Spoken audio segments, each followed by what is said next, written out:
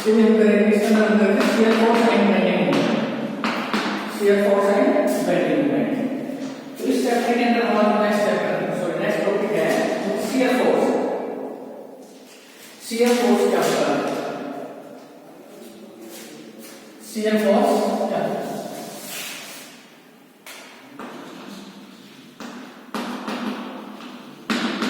Shear force is the algebraic sum of all the vertical forces act on a section. हम मान लें कि हमारे पास ये कोई कंसीडर करने की कोई बीम है, इसके ऊपर हमने लोड लगा रखे हैं, तो मैं कंसीडर करूँ कि ये एक सेक्शन, इस सेक्शन की अगर मैं बात करूँ, सिर्फ इस सेक्शन की बात करूँ, इस सेक्शन के ऊपर शियर फोर्स क्या है? algebraic sum of these two forces, algebraic sum of these two forces, ठीक है। अगर पूरे बीम की बात करूं, पूरे सेक्शन की बात करूं, तो इसके ऊपर शियर फोर्स क्या है? algebraic sum of all these forces। तो शियर फोर्स क्या है? Shear force at any section is the algebraic sum of all the vertical forces act on that section, algebraic sum of all vertical forces acting at that section। किसी भी section के ऊपर shear force क्या होगा? उस section के ऊपर जितने भी फोर्सेस लग रहे हैं उन सब का algebraic sum क्या कहलाएगा? उस सेक्शन के ऊपर शियर फोर्स। इसके अंदर आता है sign convention of shear force, sign convention of shear force. Sign convention of shear force, first point क्या है इसके अंदर? साइन कन्वेंशन के अंदर considering the left hand section, considering the left hand side of the section, अगर हम left hand side of section consider करेंगे तो जो अपवर्ड फोर्सेज हैं वो क्या होंगे? पॉजिटिव। जो अपवर्ड फोर्सेज हैं वो क्या होंगे? पॉजिटिव। और जो डाउनवर्ड फोर्सेज हैं वो क्या होंगे? Negative. Sign convention of shear force, तो साइन कन्वेंशन के अंदर हम सेक्शन के अगर लेफ्ट हैंड साइड से स्टार्ट करेंगे, लेफ्ट हैंड साइड की बात करेंगे, तो लेफ्ट हैंड साइड से स्टार्ट करने के बाद जो अपवर्ड फोर्सेज आएंगे वो हम कंसीडर क्या करेंगे? पॉजिटिव। एंड जो डाउनवर्ड फोर्सेज होंगे उनको हम क्या कंसीडर करेंगे? नेगेटिव, ठीक है। अगर हम राइट हैंड साइड से स्टार्ट करें, राइट हैंड साइड से स्टार्ट करें तो अपोजिट जो अपवर्ड फोर्सेज हैं वो क्या होंगे? Negative. And the downward forces are positive, ठीक है। अगर सेक्शन के लेफ्ट हैंड साइड से स्टार्ट करेंगे हम, तो लेफ्ट हैंड साइड से जो अपवर्ड फोर्सेज हैं उनको हम पॉजिटिव कंसीडर करेंगे, एंड जो डाउनवर्ड फोर्सेज हैं उनको हम नेगेटिव कंसीडर करेंगे। और अगर हम राइट हैंड साइड से बात करें तो राइट हैंड साइड से जो अपवर्ड फोर्सेज हैं उनको हम नेगेटिव कंसीडर करेंगे, और जो डाउनवर्ड फोर्सेज हैं उनको हम पॉजिटिव कंसीडर करेंगे। नेक्स्ट है बेंडिंग मोमेंट। शियर फोर्स क्या है? Shear force in any section is the algebraic sum of all the forces applied at that section। किसी भी सेक्शन के ऊपर शियर फोर्स क्या है? उस सेक्शन के ऊपर जितने भी फोर्सेस लग रहे हैं उन सबका algebraic sum, ठीक है। नेक्स्ट हम बात करें बेंडिंग मोमेंट। बेंडिंग मोमेंट, तो bending moment at a section is the algebraic sum of moments of all the forces applied at that section। उस सेक्शन के ऊपर जितने भी फोर्सेस लग रहे हैं उन सबके बेंडिंग मोमेंट का जो algebraic sum होगा वो क्या होगा? Bending moment. सेम एज हमने जो लास्ट किया था, ये हमारे पास कोई सेक्शन है, अब इसके ऊपर अगर कोई बीम है, अब मैं इस सेक्शन की बात करूं, सिर्फ इस सेक्शन की बात करूं, तो इस सेक्शन के ऊपर बेंडिंग मोमेंट क्या होगा? ये जो फोर्सेस हैं इनके द्वारा जो बेंडिंग मोमेंट अप्लाई किया जाएगा उन बेंडिंग मोमेंट्स का algebraic sum, ठीक है। ये जो फोर्सेस है इनके द्वारा जो बेंडिंग मोमेंट अप्लाई किया जाएगा उनको बेंडिंग मोमेंट का algebraic sum क्या होगा?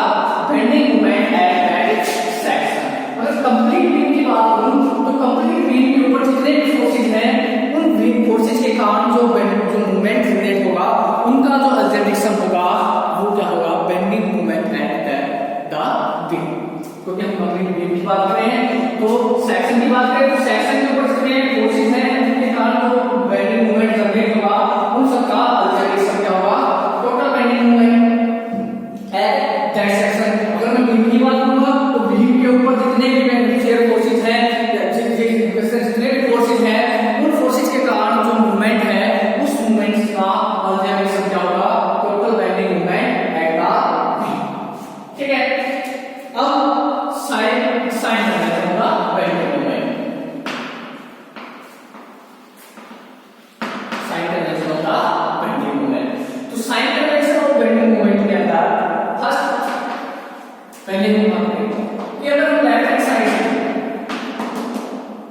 लेफ्ट हैंड साइड से तो लेफ्ट हैंड साइड से अगर हम चलेंगे तो बेंडिंग मूवमेंट क्लॉकवाइज को हम पॉजिटिव कंसीडर करेंगे और जो एंटी क्लॉकवाइज है उसको नेगेटिव। ठीक है, लेफ्ट साइड का बेंडिंग मूवमेंट आपका क्लॉकवाइज है तो वो पॉजिटिव और राइट साइड एंटी क्लॉकवाइज है तो नेगेटिव। ठीक है, दैट मूवमेंट अगर लेफ्ट साइड आपका क्लॉकवाइज है तो positive and right side negative है, राइट साइड एंटी क्लॉकवाइज है तो नेगेटिव। बेंडिंग मूवमेंट पॉजिटिव को हम सेकंड बेंडिंग मूवमेंट भी कहते हैं, क्या कहते हैं, सेकंड बेंडिंग मूवमेंट।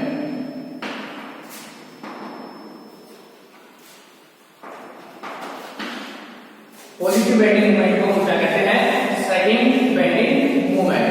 तो जो पॉजिटिव बेंडिंग मूवमेंट है इसको हम कंकेविटी अपवर्ड भी बोलते हैं, तो इसको कंकेविटी अपवर्ड। ये कंकेविटी अपवर्ड कैसे करनी होगी, क्या होता है हमने लेफ्ट हैंड साइड जो है क्लॉकवाइज, कैसे क्लॉकवाइज, लेफ्ट हैंड साइड कैसे क्लॉकवाइज। तो ये जो आपका है डायग्राम इसके अंदर क्या है, कंकेविटी अपवर्ड, कंकेविटी अपवर्ड, कंकेविटी अपवर्ड। इसको हम सेकंड भी कहेंगे या फिर पॉजिटिव बेंडिंग मूवमेंट भी कहेंगे, सेकंड भी कह सकते हैं या फिर पॉजिटिव बेंडिंग मूवमेंट भी कह सकते हैं। ठीक है, सेकंड या पॉजिटिव बेंडिंग मूवमेंट। इसके अंदर कैसे रहेगा आपका क्लॉकवाइज और ये कैसे होगा एंटी क्लॉकवाइज, एंटी क्लॉकवाइज। तो लेफ्ट साइड कैसा है क्लॉकवाइज, लेफ्ट साइड कैसा है क्लॉकवाइज और राइट साइड कैसा है एंटी क्लॉकवाइज। तो लेफ्ट साइड अगर क्लॉकवाइज है तो वो आपका बेंडिंग मूवमेंट क्या होगा, पॉजिटिव बेंडिंग मूवमेंट होगा, राइट साइड कैसा है ये एंटी क्लॉकवाइज। तो इस पॉजिटिव बेंडिंग मूवमेंट को हम सेकंड भी बोल सकते हैं। ठीक है, इस पॉजिटिव बेंडिंग मूवमेंट को हम क्या कह सकते हैं, सेकंड भी कह सकते हैं। ये जो पॉजिटिव बेंडिंग मूवमेंट है ये आपका किस कारण जनरेट होगा, upward forcing, upward forcing. Diagram से देखिए हमारे यहां फोर्स बता रहे हैं उसके अंदर बेंडिंग मूवमेंट कैसे आएगा, ऐसे आएगा। तो जो अपवर्ड फोर्सेस हैं इनके कारण क्या होगा, पॉजिटिव बेंडिंग मूवमेंट जनरेट होगा, इनके कारण पॉजिटिव बेंडिंग मूवमेंट जनरेट होगा। सेकंड अगर हम बात करें नेगेटिव बेंडिंग मूवमेंट की, तो अगर राइट हैंड साइड, अगर left hand side anticlockwise, left hand side anticlockwise और right hand side clockwise, left hand side anticlockwise और राइट हैंड साइड क्लॉकवाइज है, तो उस टाइप के बेंडिंग मूवमेंट को हम क्या बोलेंगे, नेगेटिव बेंडिंग मूवमेंट। ठीक है, जैसे लेफ्ट हैंड साइड क्या हो गया आपका एंटी क्लॉकवाइज और राइट हैंड साइड क्या हो गया क्लॉकवाइज। तो ये कैसा होगा, negative bending movement, negative bending movement, negative bending movement. इसको हम होगिंग भी कहेंगे, नेगेटिव को क्या कहेंगे, होगिंग, नेगेटिव को क्या कहेंगे, होगिंग। पॉजिटिव को क्या कहेंगे, सेकंड, नेगेटिव को होगिंग। अगर लेफ्ट हैंड साइड क्लॉकवाइज और right hand side anti clockwise है तो उस टाइम जो मूवमेंट होगा कैसा होगा, पॉजिटिव होगा, जिसको हम सेकंड भी बोलेंगे। इसके उल्टा अगर आपका left hand side anticlockwise और राइट हैंड साइड क्लॉकवाइज है तो वो कैसा होगा,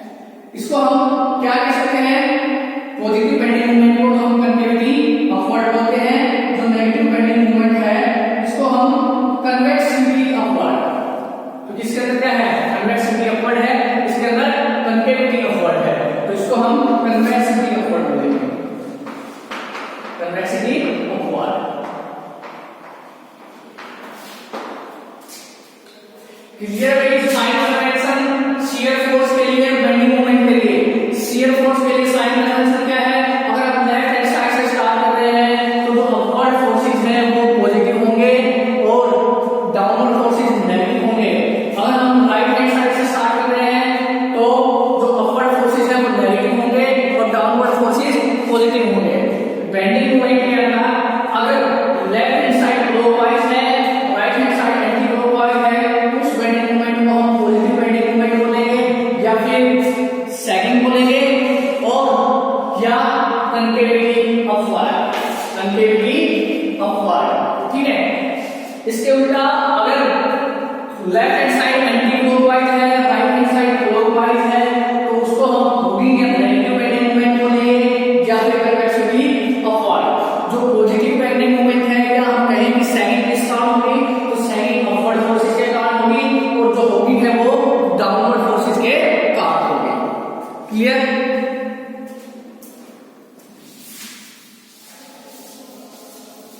इसके बाद है shear force diagram and bending moment diagram.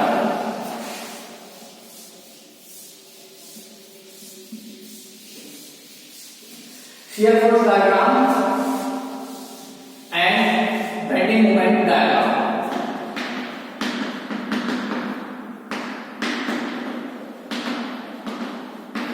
तो शियर फोर्स डायग्राम और बेंडिंग मोमेंट डायग्राम क्या होता है? शियर फोर्स डायग्राम और बेंडिंग मोमेंट डायग्राम। तो शियर फोर्स डायग्राम जो है ये ग्राफिकल रिप्रेजेंटेशन है, in graphical representation of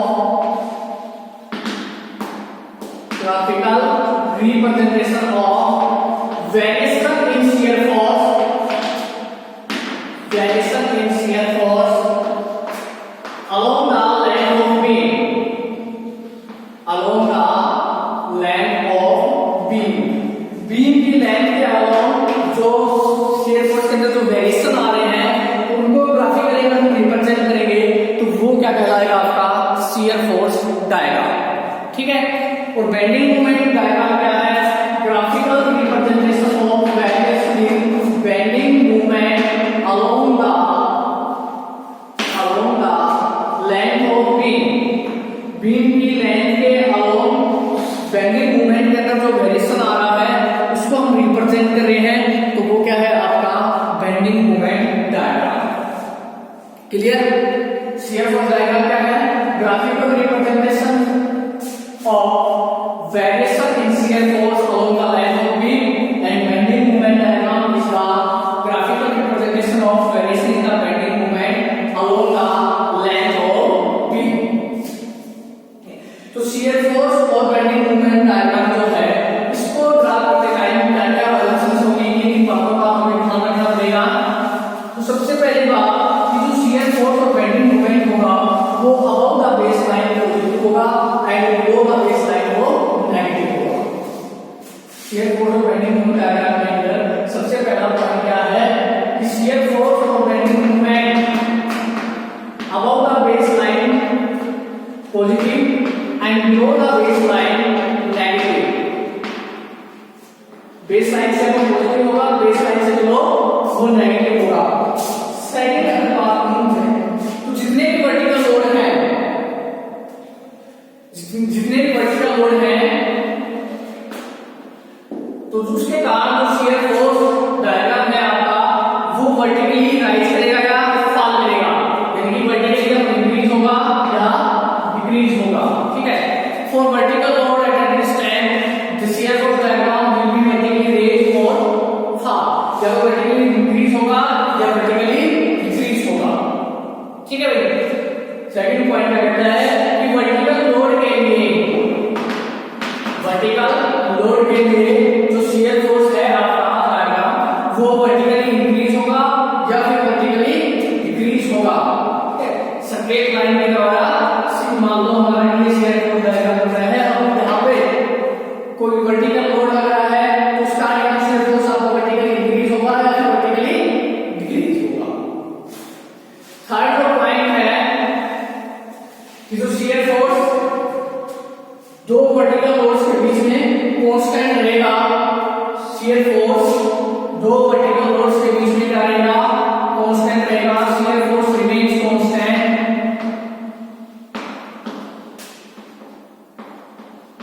between two vertical loads, दो vertical loads के बीच में shear force constant रहेगा। तो इस सिचुएशन के अंदर जो shear force डायग्राम है आपका वो स्ट्रेट लाइन के द्वारा रिप्रेजेंट किया जाएगा। shear force डायग्राम है वो स्ट्रेट लाइन के द्वारा रिप्रेजेंट किया जाएगा, हॉरिजॉन्टल रहेगा, और जो बेंडिंग मूवमेंट है वो इंक्लाइन, बेंडिंग मूवमेंट इंक्लाइन। ठीक है, मान लो ये सेक्शन है हमारे पास, तो ये दो वर्टिकल लोड हो गए हमारे पास, इनके बीच में कोई एक्स्ट्रा लोड नहीं है, तो इन दो के बीच में जो शियर फोर्स है डायग्राम है आपका, जो शियर फोर्स डायग्राम है आपका वो क्या रहेगा, हॉरिजॉन्टल स्ट्रेट लाइन रहेगी, क्या हॉरिजॉन्टल स्ट्रेट लाइन रहेगी। ठीक है, ये फर्स्ट लोड, ये सेकंड, इसको मैं मान लूंगा बी, ये ए बी, तो इन दो के बीच में कोई एक्स्ट्रा लोड नहीं है, दोनों वर्टिकल लोड है, इनके बीच कोई लोड नहीं है। तो इस सिचुएशन के अंदर अगर दो वर्टिकल लोड्स हैं तो उनके बीच जो शियर फोर्स है आपका वो कांस्टेंट रहेगा, और जो शियर फोर्स डायग्राम है आपका वो हॉरिजॉन्टल स्ट्रेट लाइन रहेगी, लेकिन जो बेंडिंग मूवमेंट है वो आपका इंक्लाइन रहेगा। बेंडिंग मूवमेंट क्या रहेगा, इंक्लाइन रहेगा। ठीक है भाई, फोर्थ पॉइंट है आपका, अगर यूडियल है, अगर यूडियल है दो पॉइंट्स के बीच में, तो जो शियर फोर्स डायग्राम है आपका वो इंक्लाइन होगा, और जो बेंडिंग मूवमेंट है आपका वो पैराबोलिक होगा। अगर दो पॉइंट के बीच में इंक्लाइन लोड लग रहा है तो जो shear force diagram, UDL load लग रहा है तो जो शियर फोर्स डायग्राम है आपका वो इंक्लाइन स्ट्रेट लाइन होगी, और बेंडिंग मूवमेंट डायग्राम कैसा होगा, पैराबोलिक होगा। ठीक है, जैसे अगर ये हम दो सेक्शन की बात करें, इस सेक्शन की बात करें यहां से यहां तक की, इसके ऊपर मान लो हमने यूडियल लगा दिया, तो इस यूडियल के कारण जो शियर फोर्स डायग्राम होगा वो कैसा होगा, इंक्लाइन होगा, शियर फोर्स डायग्राम इंक्लाइन होगा, और जो बेंडिंग मूवमेंट डायग्राम है वो कैसा होगा, आपका पैराबोलिक होगा। अगर स्ट्रेट लोड है, वर्टिकल लोड है, बीच में कोई लोड नहीं लग रहा है, तो जो शियर फोर्स है वो हॉरिजॉन्टल स्ट्रेट लाइन होगी, बेंडिंग मूवमेंट क्या होगा, इंक्लाइन लाइन होगी। अगर यूडियल है तो शियर फोर्स वो इंक्लाइन हो जाएगा, और जो बेंडिंग मूवमेंट है वो कैसा हो जाएगा, पैराबोलिक हो जाएगा। फोर्थ पॉइंट, फिफ्थ पॉइंट है इसके अंदर कि अगर आपका शियर फोर्स, अगर शियर फोर्स ट्रायंगुलर या ट्रेपेजियम लग रहा है, तो जो फोर्सेस हैं तो एक साइड दो सेक्शंस के बीच जो फोर्सेस हैं अगर वो ट्रायंगुलर या ट्रेपेजियम लग रहे हैं, तो जो शियर फोर्स डायग्राम है वो इस टाइम कैसा हो जाएगा, पैराबोलिक हो जाएगा। अगर ट्रायंगुलर या ट्रेपेजियम यानी कि हम बात करें मीडियल लग रहा है, तो मीडियल के केस में जो शियर फोर्स डायग्राम है वो पैराबोलिक हो जाएगा। ठीक है भाई, अगर हॉरिजॉन्टल लोड है, वर्टिकल लोड है, बीच में कोई लोड नहीं लगा एक्स्ट्रा, तो स्ट्रेट हॉरिजॉन्टल लाइन और बेंडिंग मूवमेंट इंक्लाइन लाइन। अगर आपका फोर्सेस है वो यूडियल लग रहे हैं, तो shear force diagram straight incline line and bending movement is the parabolic. और अगर मीडियल लग रहा है, ट्रायंगुलर या ट्रेपेजोइडल लग रहा है, तो शियर फोर्स डायग्राम है वो कैसा हो जाएगा, पैराबोलिक हो जाएगा। जो बेंडिंग मूवमेंट है, नेक्स्ट पॉइंट क्या है, bending movement at the sports, bending movement at the sports of simply supported beam, simply supported beam 0।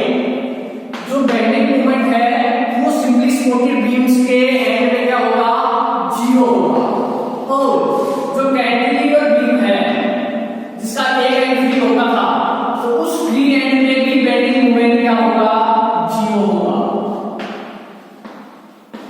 Bending movement हमने दो सिचुएशन के अंदर 0 बताया, कहां पे 0 होगा बेंडिंग मूवमेंट, बेंडिंग मूवमेंट वहां 0 होगा कि जो सिंपली सपोर्टेड बीम है अगर आपकी, तो दोनों एंड्स पे बेंडिंग मूवमेंट क्या होगा, 0 होगा। अगर हमारी बीम कैसी है, सिंपली सपोर्टेड बीम है हमारे पास, तो